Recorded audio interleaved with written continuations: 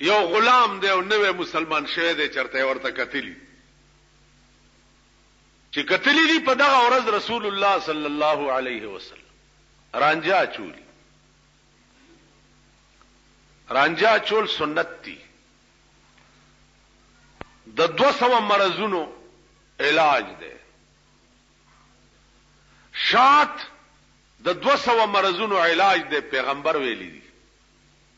رانجا درې سلایان یو سترګه کې درې بل کې شروبم د خاینه کېو ختمه به په خای سترګې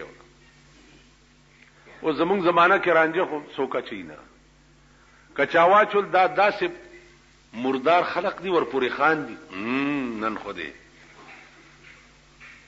عام طور بعضی مليانو عادتي رانجه چول ډېر یا چي